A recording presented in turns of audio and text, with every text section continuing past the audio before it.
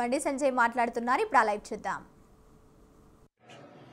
2047లో అభివృద్ధి చెందినటువంటి భారతదేశంగా అగ్రరాజ్యంగా మార్చాలి అని చెప్పి మా లక్ష్యము 2040 అభివృద్ధి చెందిన దేశంగా మార్చాలని చెప్పి వికసిత్ భారత్ లక్ష్యంగా మేము ముందుకు పోతాం.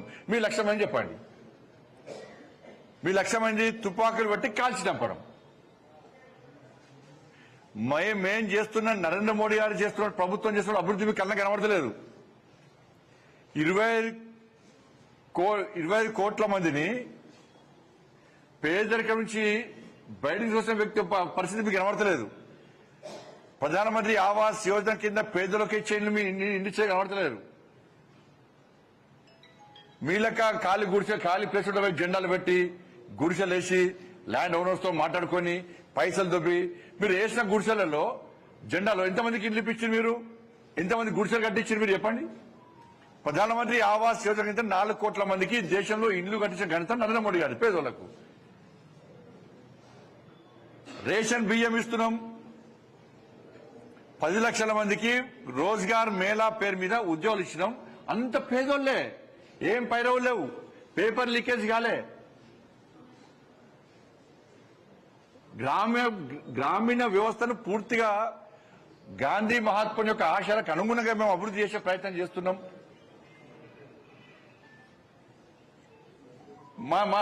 మా సిద్ధాంతం ఏంది? మా దీన్ దయాళ్ ఉపాధ్యాయ అని చెప్పి మాకు చిట్ట చివరి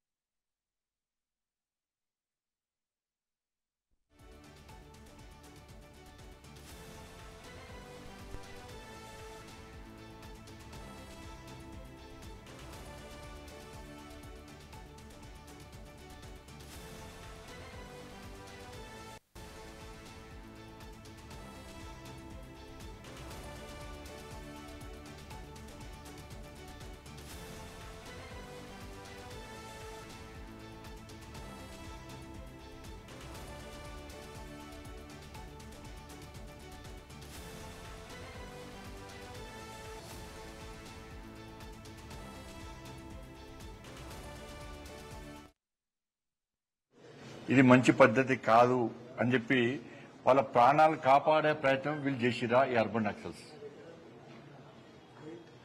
వీళ్ళ ఆలోచన ఏంది? ప్రతిసారి ఎన్కౌంటర్ అయ్యేదాక చూస్తారు. ఎన్కౌంటర్ అయినాక బూటకపు ఎన్కౌంటర్ అంటారు, ఒక పాట పాడతారు, నివాళి అంటారు. కానీ అడవుల్లో వాళ్ళు తిండి తిప్పలు లేక కుటుంబాలకు దూరమై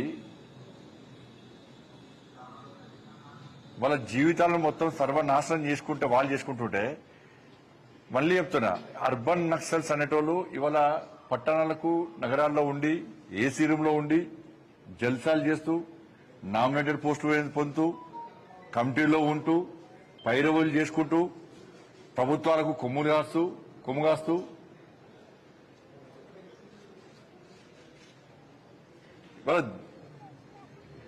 దాన్ని మీరు ఒకవైపు ఏమంటారు?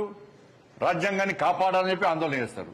మరి రాజ్యాంగానికి వ్యతిరేకంగా తుపాకీ పెట్టి కాల్స్తా అంటారు. ఇవాళ నరేంద్ర మోడీ గారి ప్రభుత్వం, నరేంద్ర మోడీ గారి యొక్క ప్రభుత్వం యొక్క లక్ష్యం ఏంది? మాకు అభివృద్ధి, సంక్షేమము, ఈ దేశాన్ని శక్తివంతమైన భారతదేశ నిర్మాణంగా తయారు చేయాలి, అగ్రరాజ్యాల్లో చేర్చాలని చెప్పి ఒక ఆలోచన. అందుకే ఇవాళ అమెరికా, చైనా, రష్యా, జపాన్ సరసన చేరినటువంటి దేశం భారతదేశం. ఆర్థిక ప్రగతిలో 4వ స్థానానికి చేసేటువంటి గొప్ప వ్యక్తి నరేంద్ర మోడీ గారి యొక్క ప్రభుత్వం, నరేంద్ర మోడీ గారు. మా లక్ష్యమైంది 2047 మా టార్గెట్. 2047లో అభివృద్ధి చెందినటువంటి భారతదేశంగా అగ్రరాజ్యంగా మార్చాలి అని చెప్పి మా లక్ష్యము 2047 అగ్రరాజ్యంగా మార్చాలి, అభివృద్ధి చెందిన దేశంగా మార్చాలని చెప్పి వికసిత్ భారత్ లక్ష్యంగా మేము ముందుకు పోతాం. మీ లక్ష్యం అని చెప్పండి. మీ లక్ష్యం ఏంటి? తుపాకులు బట్టి కాల్చి చంపడం.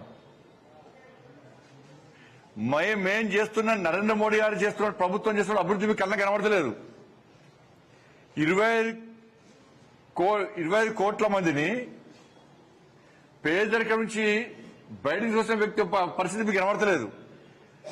ప్రధానమంత్రి ఆవాస్ యోజన కింద పేదలకు ఇచ్చే ఇల్లు మీ ఇంటి కనబడతలేరు. మీలక ఖాళీ గుడిసె ఖాళీ ప్లేస్ ఉంటే జెండాలు పెట్టి గుడిసెలేసి ల్యాండ్ ఓనర్స్ తో మాట్లాడుకొని పైసలు దొబ్బి మీరు వేసిన గుడిసెలలో జెండాలో ఎంతమందికి ఇల్లు ఇప్పించారు? మీరు ఎంతమంది గుడిసెలు కట్టించారు? మీరు చెప్పండి. ప్రధానమంత్రి ఆవాస్ యోజన కింద 4 కోట్ల మందికి దేశంలో ఇల్లు కట్టించిన ఘనత నరేంద్ర మోడీ గారి. పేదోళ్లకు రేషన్ బియ్యం ఇస్తున్నాం. 10 లక్షల మందికి రోజ్గార్ మేళా పేరు మీద ఉద్యోగాలు ఇచ్చినాం. అంత పేదోళ్లే, ఏం పైరవులు లేవు, పేపర్ లీకేజ్ కాలే. గ్రామీణ వ్యవస్థను పూర్తిగా గాంధీ మహాత్ముని యొక్క ఆశయాలకు అనుగుణంగా మేము అభివృద్ధి చేసే ప్రయత్నం చేస్తున్నాం.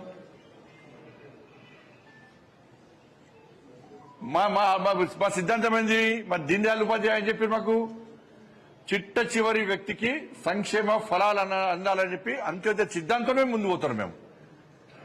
మరి మీ సిద్ధాంతం ఏంది? పేదల కోసం ప్రశ్నిస్తాం, పేదల కోసం పోరాటం చేస్తామని చెప్పి మీరు అన్నారు. మరి మేం చేసిన అభివృద్ధి కనబడతలేదు, నరేంద్ర మోడీ చేసిన అభివృద్ధి కనబడతలేదు. కేవలం మతం కొంత చూస్తారు. మేము ఏం అభివృద్ధి చేసినా అభివృద్ధి గుర్తించారు, మతం పేరుతో మా అభివృద్ధి ప్రయత్నం చేస్తారు. మా అభివృద్ధి మీకు కనబడతలేదు, కేవలం మతం మాత్రమే కనబడుతుంది. మేము అభివృద్ధి గురించి మాట్లాడతాం, మీరు మతం గురించి మాట్లాడతారు. మళ్ళీ మేము మతం గురించి మాడితే మతతత్వవాదులు అంటారు.